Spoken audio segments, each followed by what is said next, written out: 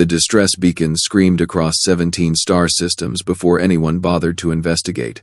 Protocar Third Scholar Venn adjusted his 6 sensory stalks and stared at the readout with something resembling disgust. Humans. Again. Always humans, with their ridiculous inability to follow basic galactic safety protocols. The signal originated from Outpost Carolon 9, a remote research station on the 4th moon of Dravik Prime, where apparently some brilliant human scientist had decided that isolation and inadequate life support systems were perfectly acceptable conditions for raising a child. "Tell me we're not actually responding to this," muttered Sela, his navigation officer, her twin tails twitching with irritation. "Command insists," Venn replied, his voice dripping with the kind of resignation usually reserved for cleaning waste recyclers. "Something about Galactic Council regulations and humanitarian obligations. The humans have been part of the Council for what, 12 cycles? And already we're running nursery rescue operations?" Venn couldn't disagree. The humans were newcomers, brash and overconfident, with their 2 arms, 2 legs, and their baffling insistence on bringing their offspring into every dangerous corner of the galaxy. Most civilized species kept their young safe on homeworlds, protected by multiple redundancy systems and AI oversight. But not humans. Oh no. Humans dragged their children through wormholes like they were packing spare ration bars. The ship dropped out of hyperspace with a shudder that Venn felt in all 3 of his stomachs. Carolon 9 loomed ahead, a gray and unimpressive chunk of rock with an atmosphere that could generously be called hostile. The research outpost clung to the surface like a metal parasite, its lights flickering in a way that suggested power failures were more common than functioning toilets. "Life signs?" Venn asked. Sela's claws danced across her console. 2 adult humans, 1 juvenile human, multiple local fauna signatures, but nothing that registers as sapient. "Wait." She paused, her head tilting. "That's odd. Define odd in a way that doesn't make me want to retire early." "There's a massive predator signature near the human juvenile. Close. Very close. And the adults are approximately 3 kilometers away in the main research facility." Venn's sensory stalks contracted. "How massive?" "Approximately 120 kilograms. Quadrupedal. High metabolic rate suggesting aggressive carnivorous behavior. Of course, because nothing involving humans could ever be simple." "Get a shuttle ready," Venn ordered, already moving toward the hangar bay. "And bring the stun rifles. Heavy ones." The shuttle ride down was bumpy enough to make Venn question his career choices. He joined the Galactic Rescue Service, thinking he'd be saving dignitaries and researchers, maybe pulling off the occasional dramatic evacuation from a failing space station. Instead, here he was, descending toward a backwater moon to save a human child from being something's lunch. They touched down near a cluster of prefabricated human habitation units, the kind that looked like they'd been assembled by someone who'd only read half the instruction manual. The distress signal was coming from the smallest unit, which Venn assumed was living quarters. He stepped out of the shuttle, atmosphere suit activated, and immediately noticed the silence. No screaming. No sounds of combat. Just wind howling across the barren landscape and the distant hum of failing generators. "Sela, are you certain about those readings?" Venn asked through the comm. "Positive. The predator is inside the structure with the juvenile. Both life signs are strong, but the juvenile's stress indicators are elevated. How are the stress indicators not through the ceiling if there's a predator in there? That's what I'm trying to figure out." Venn approached the habitat unit with his rifle raised, his 3 hearts hammering in. Different rhythms. Through a small window, he could see movement. He motioned for his team to hold position and crept closer, peering inside. What he saw made absolutely no sense whatsoever. The human child, a small female probably no more than 5 standard cycles old, sat cross-legged on the floor. She had the typical human features: small nose, ridiculous amounts of hair on her head, those unsettling forward-facing eyes that suggested pursuit predator ancestry. She was clutching what appeared to be a stuffed toy approximating some kind of earth animal, and standing between her and the door was the predator. Except calling it a predator seemed almost insulting to the universe's more sensible carnivores. This thing was roughly the size and general shape of a bear cub but moved with the compact muscular efficiency of something that had evolved specifically to ruin everyone's day. Its fur was mostly black and white, its body low-slung and powerful, and its face bore an expression that could only be described as permanently annoyed. As Venn watched in horrified fascination, the creature turned its head toward the window, making direct eye contact with him. Its small eyes held a very clear message. "Go away." "What in the 17 hells is that thing?" whispered Crate, Venn's security officer, who had somehow appeared beside him despite being roughly the size of a refrigeration unit. "Unknown," Venn replied, "but it's between us and the child. Should we stun it?" Before Venn could answer, the creature did something unexpected. It turned back toward the child, waddled over with surprising speed, and gently nudged the toy that had fallen from her lap back toward her tiny hands. The child picked it up and made a sound that Venn's translator interpreted as laughter. "Did that predator just help her?" Sayla's voice crackled through the comm. "Apparently." Venn lowered his rifle slightly, his mind struggling to process the scene. In all his cycles of training, not once had anyone covered the scenario where the predator was acting as a babysitter. The situation became even more incomprehensible when the habitat door suddenly hissed open from the inside. The child must have triggered it because she was now standing, pointing at Venn and his team with one small finger. "Monster," she declared with the absolute confidence that only human children seem to possess. "Bad monsters." Venn felt his sensory stalks droop. He'd been called many things in his career, but never a monster by someone who barely reached his knee. The creature beside her, however, seemed to agree with her assessment. It positioned itself more firmly between the rescue team and the child, its body language shifting from protective to actively hostile. "We're here to help you," Venn said, his translator converting his words into the child's language. "Your parents sent a distress call. Are you injured?" The child shook her head, her hair whipping around. "Mama said wait here. I wait with Badger." "Badger?" Venn looked at the creature. "He's my friend," the child explained with the kind of simple certainty that suggested arguing would be futile. "He came when I was scared." This was rapidly moving beyond Venn's operational parameters. Rescue missions were supposed to involve grabbing whoever needed rescuing and leaving. They were not supposed to involve philosophical debates with tiny humans about their aggressive animal companions. "Your designation is Badger?" Venn asked the creature, feeling ridiculous. The animal responded by making a sound somewhere between a growl and a hiss that made Venn's translator emit a stream of symbols it couldn't interpret. His best guess was that it roughly translated to various creative suggestions about where Venn could relocate himself, none of them physically possible. "I don't think it likes us," Crate observed with the keen tactical insight that had earned him his position. "Brilliant deduction," Venn muttered. He tried a different approach. "Small human, what is your name?" "Luna," the child replied. "Luna Marcus. My mama is Dr. Eva Marcus. She studies rocks."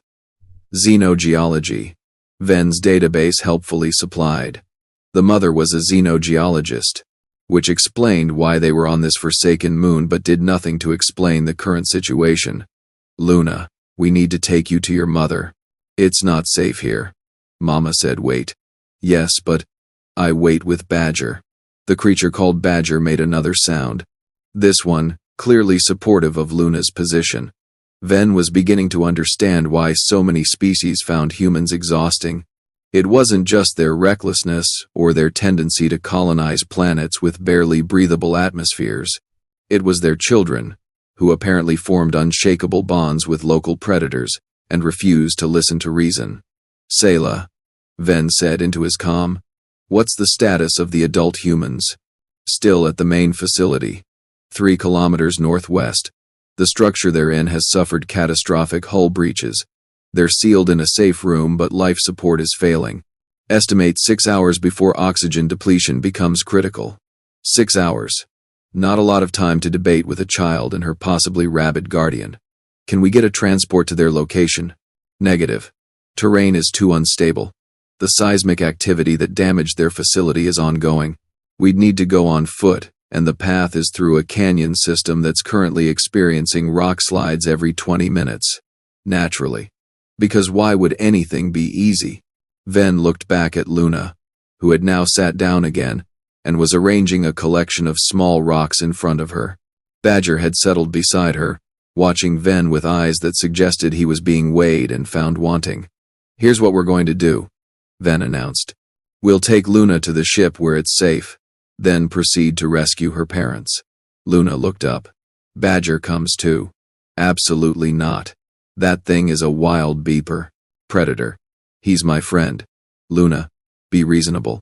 The child's face did something strange.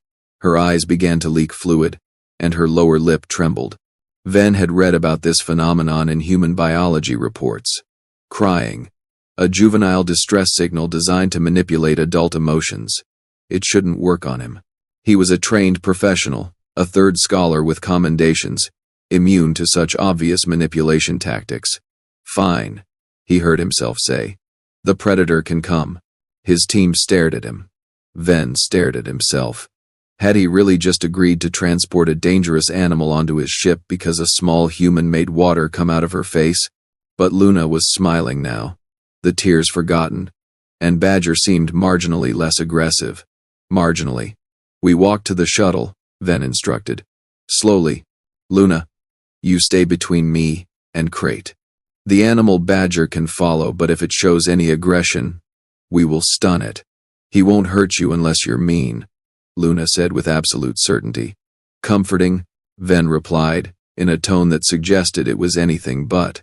The walk to the shuttle took 7 minutes that felt like 7 cycles. Luna skipped along, completely unbothered by the dangerous terrain, failing infrastructure, or the fact that she was surrounded by aliens. Badger kept pace beside her, occasionally stopping to sniff the air or glare at Venn's team. Halfway to the shuttle, Sayla's voice burst through the comm. "Venn, sensor alert. Multiple predator signatures converging on your position. Big ones. Really big ones." "How big is really big?" 6 meters long. Claws. Lots of teeth. Moving fast through the canyon system. Of course there were more predators. Why wouldn't there be more predators? "Everyone move double time," Venn ordered, scooping Luna up despite her protests. Badger kept pace, those short legs churning with surprising speed. They reached the shuttle just as the first predator emerged from behind a rock formation. It was indeed 6 meters long, covered in armored scales, with a mouth that looked like it could swallow Venn whole, and it was looking directly at Luna, with the unmistakable interest of something that had just spotted dinner. Venn shoved Luna through the shuttle door, his team scrambling in after him. Badger, however, stopped at the entrance. The creature turned to face the approaching predator, its small body somehow radiating absolute defiance. "Get in here, you stupid animal," Venn shouted. Badger ignored him. The massive predator charged, covering the distance with terrifying speed. At the last possible second, Badger moved. Not away, toward. What happened next would haunt Venn's dreams for cycles to come. The small creature launched itself at something easily 10 times its size and mass, went directly for the throat, and held on. The massive predator tried to shake Badger off, but the smaller animal had locked its jaws with the kind of determination that defied physics and common sense. "Is that thing insane?" Crate breathed. "Completely," Venn replied, unable to look away. The fight lasted less than a minute. The larger predator, bleeding and clearly reassessing its life choices, stumbled backward and fled. Badger dropped to the ground, shook itself off, and trotted back to the shuttle as if nothing unusual had happened. Luna clapped her hands. "Good Badger. Brave Badger." The animal made a sound that Venn's translator interpreted as smug satisfaction, walked into the shuttle, and curled up at Luna's feet. Venn closed the door, took a deep breath through all 3 of his respiratory systems, and made a command decision. "Sayla, update the mission log. Note that human offspring travel with combat-capable guardian organisms. Also note that I'm putting in for hazard pay. Already approved it for all of us." Sayla replied. "What's the plan now?" Venn looked at Luna, who was stroking Badger's fur and humming a tune that his translator couldn't parse. The small human seemed completely unfazed by the fact that her guardian had just fought off a predator that could have eaten them all. "We take them to the ship," Venn said. "Get Luna secured in guest quarters. Then we plan the rescue operation for her parents." "What about the combat Badger?" Venn looked at Badger, who looked back with eyes that clearly communicated mutual understanding. They both wanted to keep Luna safe. They both thought the other was somewhat incompetent. And they both knew they were stuck with each other for the duration of this mission. "It comes with us," Venn said. "And someone find out what this species eats. If we're transporting it, we're feeding it according to proper protocols.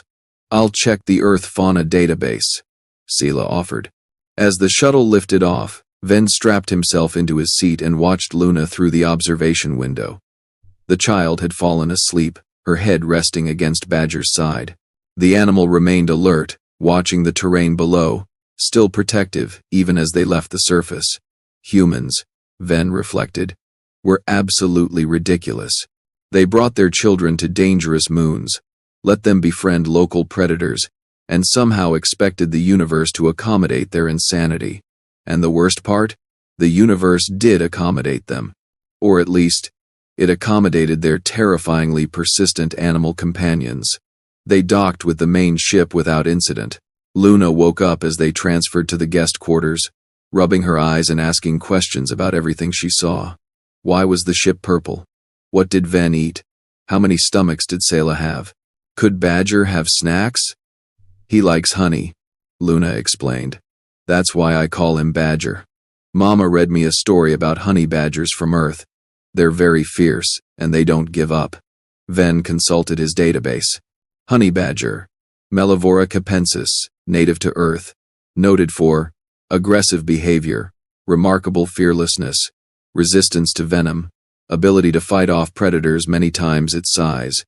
"That's not a honey badger," Venn said, looking at the creature currently investigating the guest quarters with methodical thoroughness. "He's like a honey badger," Luna insisted. "He protects me. He's brave. So he's Badger. That logic is completely circular and makes no sense." "You're silly," Luna replied, with the kind of dismissive finality that only children could muster. Venn left her in Sela's care, along with strict instructions to keep both the child and her guardian contained, and headed to the bridge. They had 6 hours to plan and execute a rescue operation through unstable terrain to reach 2 trapped humans before their air ran out. He pulled up the geological scans of the canyon system, studying the route. Seismic activity was increasing. The safe windows between rock slides were getting shorter. A standard rescue team would take 4 hours to traverse the distance, leaving barely any margin for error. "We need to move fast," Crate said, appearing at his shoulder. "Light equipment, small team." "Agreed. You, me, and Torque." Torque was their medical officer, a Vithian whose 6 arms made them excellent at emergency field procedures. "We leave in 30 minutes. What about the kid?" "Sela stays with her on the ship. The animal too." Except when Venn returned to the guest quarters to inform Luna of the plan, he found the child sitting on the floor with her arms crossed, her face set in an expression that reminded him disturbingly of the face Badger made before attacking something. "I'm coming," Luna announced. "Absolutely not. Mama needs me. Your mother needs medical attention and extraction from a collapsed facility. You would be in danger. Badger and I help." Venn looked at Badger, hoping for support. The animal looked back with an expression that clearly said it agreed with Luna. "This is not a negotiation," Venn said firmly. "You are a child. This is a dangerous rescue operation. Mama is scared. I can help. Badger can help too." "How exactly would a small human and an even smaller predator help with a technical rescue operation?" Luna thought about this for a moment. "Badger can dig. He's really good at digging. And I'm small. I can fit in places you can't." Venn felt a headache forming in his primary brain cluster. The terrible thing was that Luna wasn't entirely wrong. The facility had collapsed in multiple sections. There were crawl spaces and ventilation shafts that his team couldn't access. And if the child was telling the truth about Badger's digging abilities, no, absolutely not. He was not bringing a child on a rescue mission. There were protocols, regulations, common sense. He looked at Luna's determined face, then at Badger's equally determined expression, then at Sela, who shrugged all four of her shoulders in a gesture that meant his decision either way. Fine, Venn heard himself say for the second time that day. But you follow every order I give, instantly, without question. And if I say you go back to the ship, you go back to the ship. Understood? Understood. Luna jumped up, suddenly beaming. I'm going to regret this, Venn muttered. Probably. Sela agreed cheerfully. For what it's worth, I think you're making the right call. That animal demolished a predator 3 times its size. Maybe having them along isn't the worst idea. That's the least encouraging endorsement I've ever received. 30 minutes later, Venn found himself leading the strangest rescue team in galactic service history. Himself, Crate, Torque, a 5-year-old human child, and a combat-capable Earth-style predator that apparently answered to Badger. They descended to the surface and began the trek through the canyon system. Luna kept pace surprisingly well, her small legs moving quickly. Badger ranged ahead, sniffing the air and occasionally stopping to investigate interesting rocks. The first rock slide hit when they were halfway through the canyon. Venn's sensors gave them 30 seconds warning. They pressed against the canyon wall as boulders the size of shuttles thundered past, missing them by meters. When the dust cleared, Luna was still standing there, holding Badger, completely calm. That was loud, she observed. Yes, Venn replied, his voice slightly strained. Very loud. Are you all right? Uh-huh. Badger says we should keep moving. Badger talks to you? Not with words. But I know what he means. Of course she did. Because nothing about this mission made sense. So why should communication between child and predator be any different? They pressed on, the facility growing closer. Venn's sensors showed the structure's life signs. The 2 adult humans were still alive, but their oxygen levels were dropping faster than projected. They had maybe 4 hours left, 3 to be safe. They reached the facility perimeter just as another tremor shook the ground. Part of the structure's outer wall collapsed, sending up a cloud of dust and debris. Main entrance is blocked, Crate reported. Secondary entrances are buried under rubble. We'll need to dig. That'll take too long, Torque added. There's 6 arms already sorting through equipment. We don't have the right tools for this much debris. Venn was about to order them to start anyway when he felt something brush past his leg. Badger had moved to the base of the rubble pile and was sniffing carefully, moving back and forth along the debris field. Then the animal started digging. Watching Badger dig was like watching a natural disaster with purpose. The creature's claws ripped through compacted soil and loose rock like they were made of paper. Debris flew backward in steady streams, as those powerful front legs churned with mechanical efficiency. Within minutes, Badger had created an opening that would have taken Venn's team an hour to excavate with proper equipment. That's not possible, Crate whispered, his voice filled with the kind of awe usually reserved for witnessing supernovas. And yet, Venn replied, watching Badger disappear into the hole he'd created. Luna walked to the opening and peered inside. He found something. A tunnel. How do you know? He told me. She said it like it was the most obvious thing in the galaxy. Venn activated his scanner, directing it into the opening. The readout showed a ventilation shaft, partially collapsed but navigable. It led directly toward the safe room where Luna's parents were trapped. The shaft was too narrow for any of his team to fit through. But Luna. No, Venn said aloud, to himself more than anyone else. I can fit, Luna said, already moving toward the opening. Absolutely not. I'm not sending a child into a collapsed structure during active seismic events. Luna looked up at him with those unsettling forward-facing predator eyes. Mama needs help now.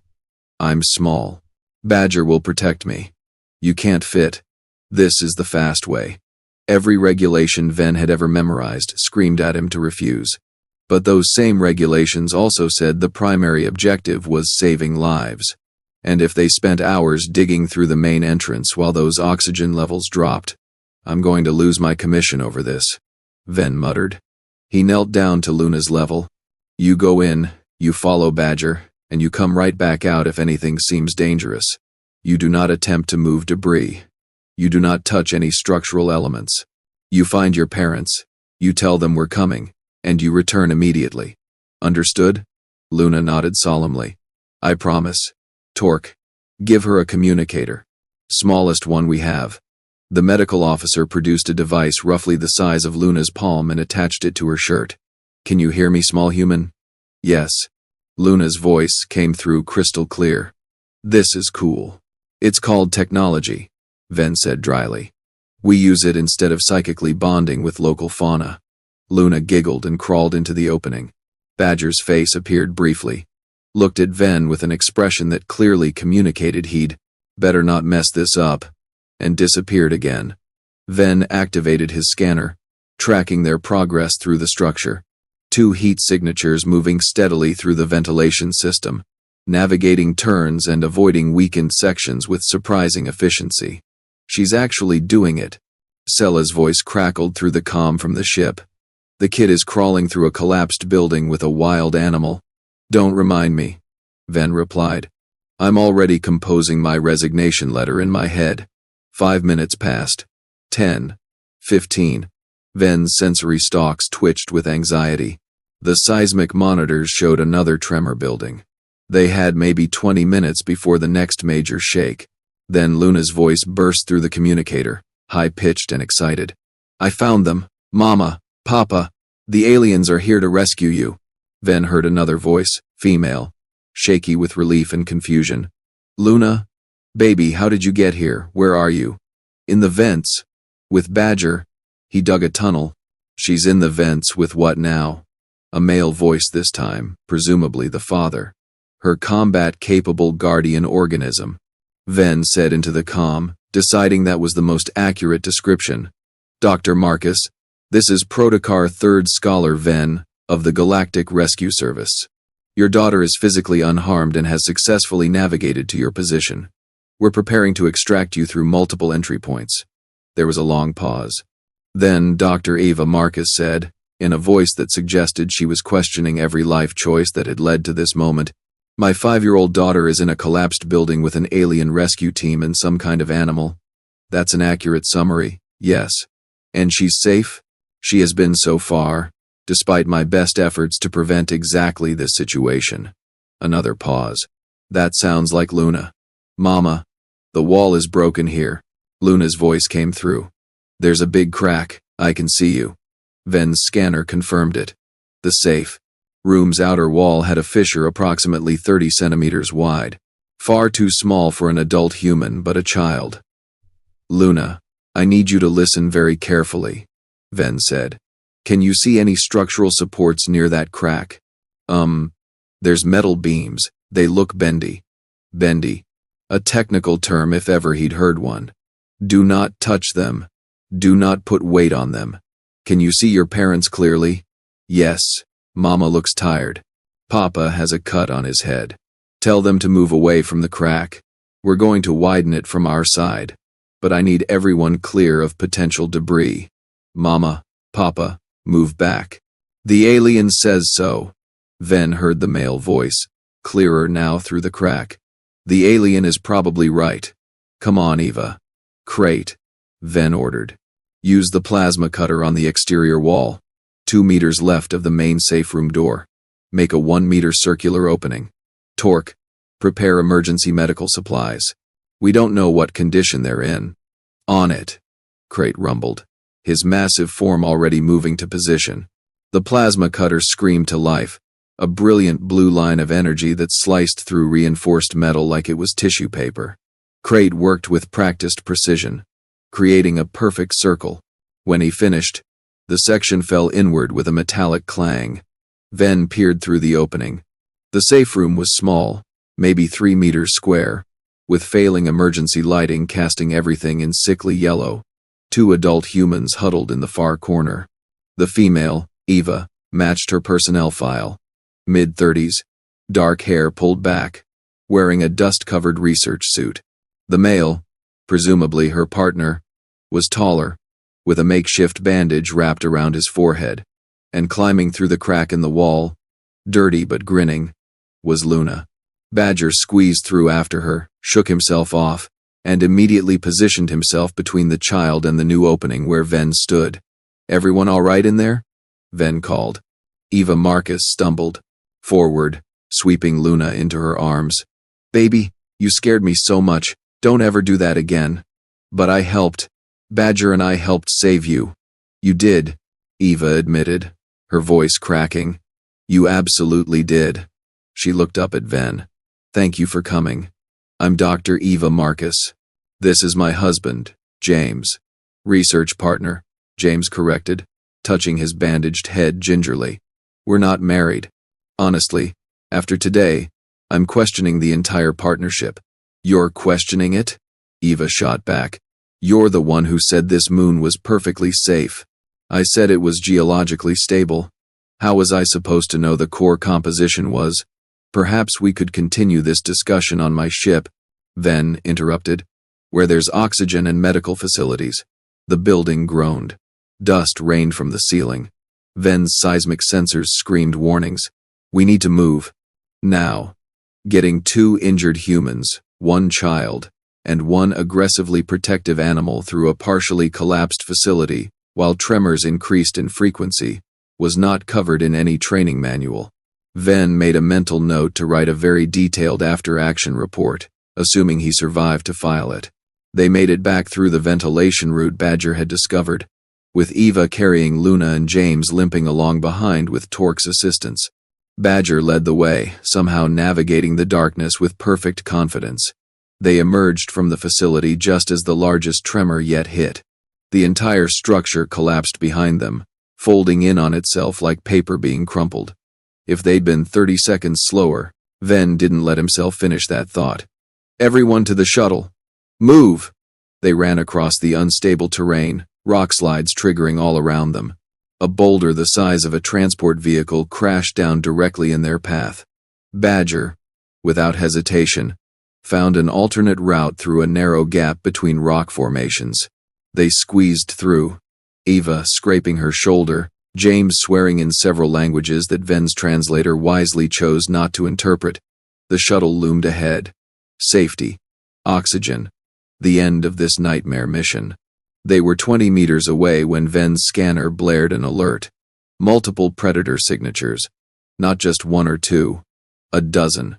All converging on their position. "They must have been sheltering from the tremors," Torque said, all 6 arms reaching for weapons. "Now they're hunting." The first creature emerged from behind a rock outcropping. Same species as before. 6 meters long, armored scales, too many teeth. It was quickly joined by 3 more, then 5 more. They spread out, surrounding the group with the practiced efficiency of pack hunters. "Get behind me," Crate growled, raising his heavy rifle. "All of you." But Badger had other ideas. The small animal moved forward, placing himself between the predators and Luna. He made a sound, low and rumbling, that didn't need translation. It meant, "Come and try." The predators hesitated. They had size, numbers, natural weapons. But something in Badger's posture, that absolute refusal to back down, gave them pause. "Badger, no," Luna cried. "There's too many." Eva held her daughter tight. "James, grab Luna. When I say run, you run for that shuttle, and you don't look back." "Eva, what are you?" "Protecting my daughter. Like I should have been doing all along instead of dragging her to this cursed moon." Venn saw Eva's hand move to her belt, pulling out a signal flare. It was a desperate plan. The flare might startle the predators, create an opening, but it might also trigger them to attack immediately. Before anyone could act, Badger moved. What happened next was not a fight. It was a statement. The small animal launched himself at the nearest predator with the kind of speed that shouldn't have been possible for his body structure. He latched onto its snout, claws digging deep, and twisted. The predator howled and thrashed. Badger held on. The second predator tried to help its packmate. Badger released his grip, dropped to the ground, and went for its legs, hamstrung it in 3 seconds flat. The third predator, showing more intelligence than its companions, tried to circle around to attack from behind. Badger was already there, moving with that impossible combat-focused awareness. Another strike, another injury, another predator reassessing its life choices.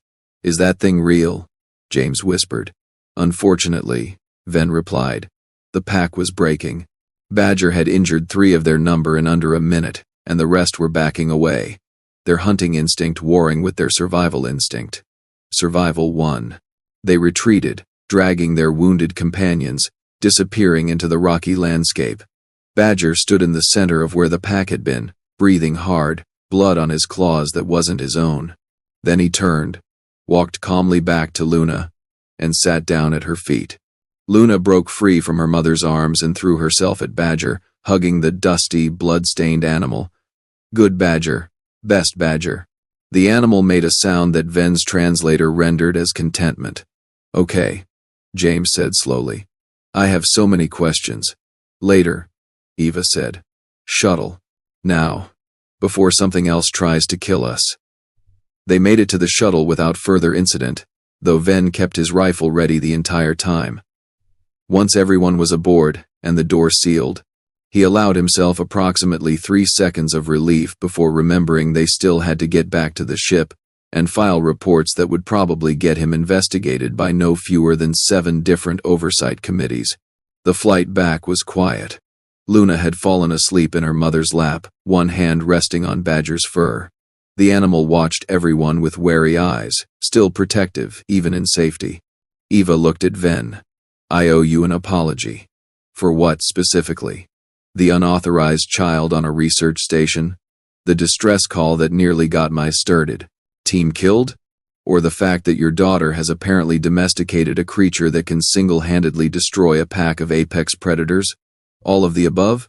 Eva tried to smile. It came out shaky. I know it looks bad. We thought we had more time before the seismic activity started. Luna was supposed to be in the reinforced quarters with her AI companion, but the power failure knocked out the AI, and she was alone, and scared, and somehow she found Badger. Venn finished. Or he found her. Honey badgers don't exist on this moon, James said, leaning forward despite his obvious exhaustion. We've cataloged every species in a 100-kilometer radius.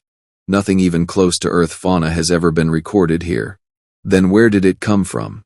James and Eva exchanged a look. We don't know, Eva admitted. But there are rumors. Stories from other human settlements on frontier worlds. Children who get separated from their parents, who end up alone in dangerous situations, and somehow these guardians appear. Different animals, different planets, but always the same pattern. They protect the children until help arrives, then they disappear. That's ridiculous, Venn said flatly. You're suggesting some kind of universal protective phenomenon specifically attuned to human offspring? I'm suggesting the universe is stranger than we understand, Eva replied.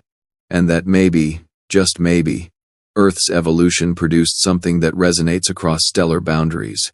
Venn looked at Badger, who looked back with those calm, intelligent eyes.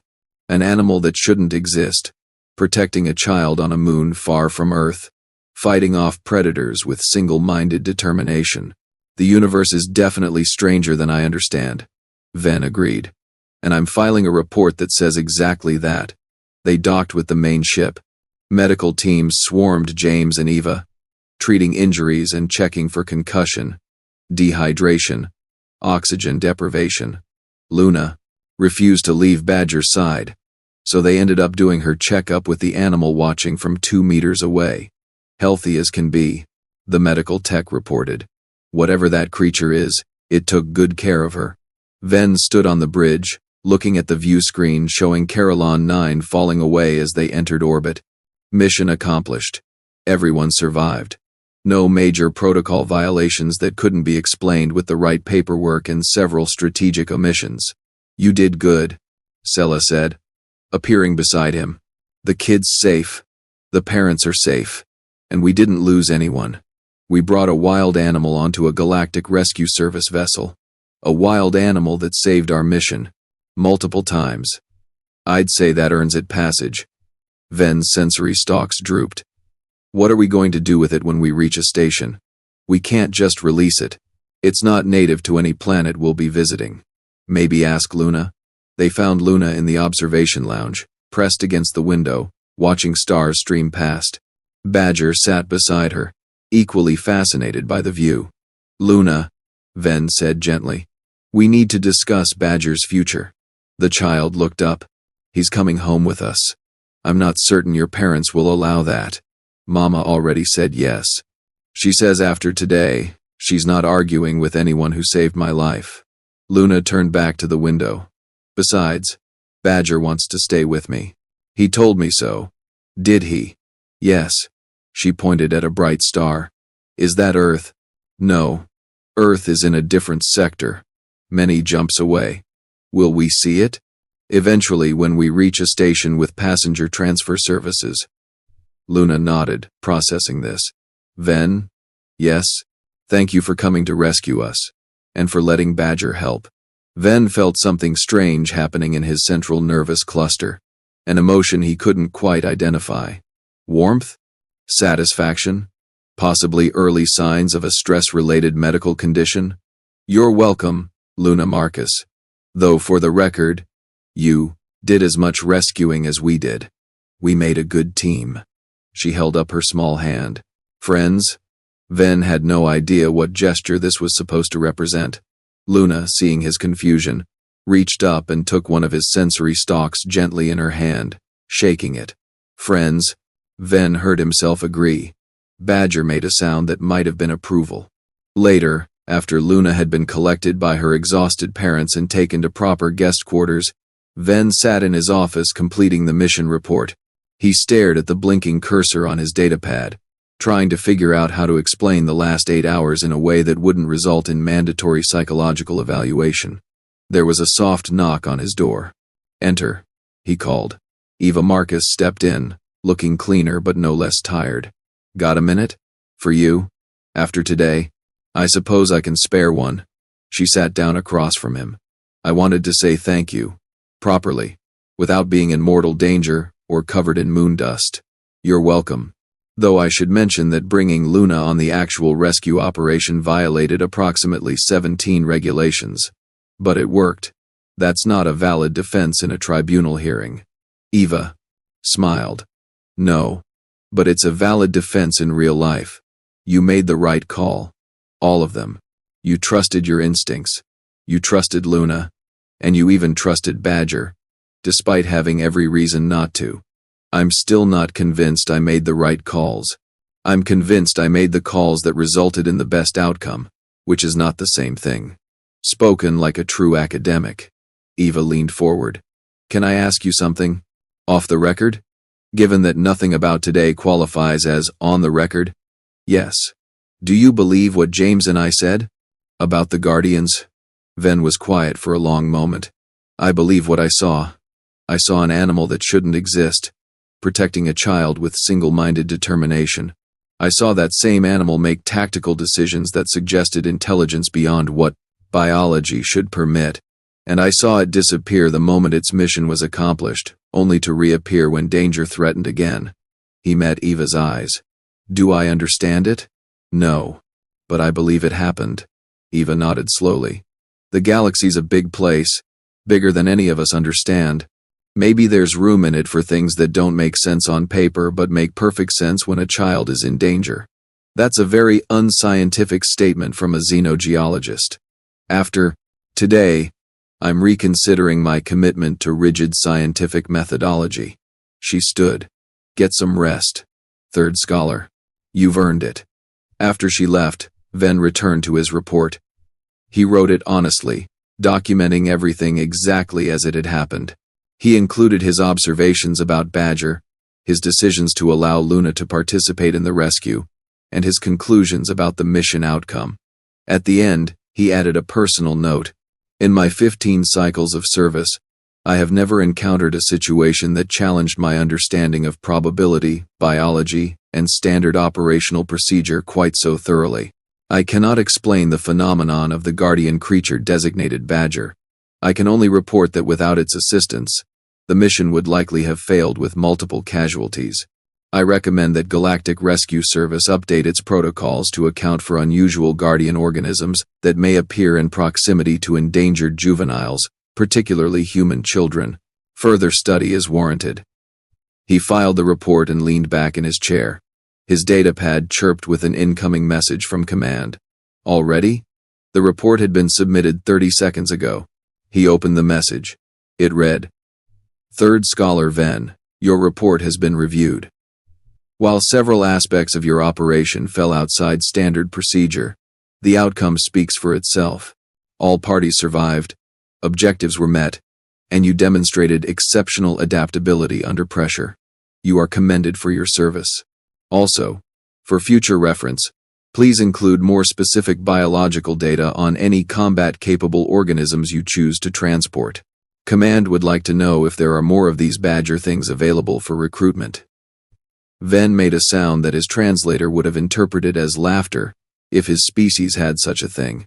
He found Luna one last time before his shift ended, in the mess hall eating something that approximated human food while Badger consumed what appeared to be synthesized meat products with single-minded focus. "How is the food?" Venn asked. "It's purple," Luna observed. "But it tastes okay. Badger likes his." The animal looked up, made a sound that clearly meant the food was acceptable, and returned to eating. "Luna, when you get home, what will you tell people about today?" She thought about this seriously, chewing slowly. "I'll tell them about the moon with the shaky ground, and the nice alien with the eye stalks who rescued us, and how Badger is the bravest friend anyone could have. That's a good story. It's true. So it's a good story." She kicked her legs under the table. "Will I see you again? Possibly. The galaxy is large, but the number of humans getting into trouble seems statistically significant. Our paths may cross." "I hope so." Luna smiled. "You're a good alien, Venn. You're a good human, Luna. Though please try to stay away from collapsing buildings and predatory fauna in the future. I'll try. But if I can't, Badger will protect me." The animal looked up at the sound of his name, made eye contact with Venn, and Venn could have sworn the creature nodded. An acknowledgement between professionals, two beings who had worked together to keep a child safe. "Take care of her," Venn said to Badger. Badger's expression clearly replied, "Obviously." Venn returned to the bridge as they prepared for the jump to the nearest station. In 48 hours, Luna and her parents would transfer to a passenger liner headed back toward human-controlled space. Badger would go with them, though paperwork would need to be creative to explain his presence. As the ship entered hyperspace, Venn looked at the star map, at all the systems humanity had spread to in their brief time as a spacefaring species. They were everywhere now, these humans, bringing their children, their optimism, and apparently their mysterious guardian animals to every corner of explored space. "Incoming message from Galactic Rescue Service," Sayla announced. "New distress call. Human research vessel. Engine failure, 3 sectors away. They report having children aboard." Of course they did. "Set course," Venn ordered. "And Sayla?" "Yes. Check the manifest. If there are children, run a scan for unusual animal life signs when we arrive. You think there might be more guardian creatures? I think the universe is strange enough that we should be prepared for anything, especially where humans are involved." The ship changed course, jumping toward the next crisis, the next rescue, the next impossible situation that would somehow resolve itself through a combination of protocol, improvisation, and possibly small aggressive animals that refused to let children come to harm. Venn settled into his command chair and allowed himself a moment of satisfaction. He'd saved 3 lives today. He'd witnessed something impossible. And he'd made a friend who happened to be 5 years old and protected by what might be the universe's most determined babysitter. Not a bad day's work, even if he'd never look at Earth fauna databases the same way again. Somewhere in the guest quarters, Luna Marcus slept peacefully, one hand resting on Badger's fur. The animal kept watch, eyes open, forever vigilant, because some bonds transcended biology, distance, and explanation. Some friendships were simply meant to be. And somewhere in the universe, on a dozen different worlds, other children slept safely, protected by guardians that shouldn't exist, but did. Anyway, the galaxy was vast and strange and full of wonders, and humans, as always, were right in the middle of it all.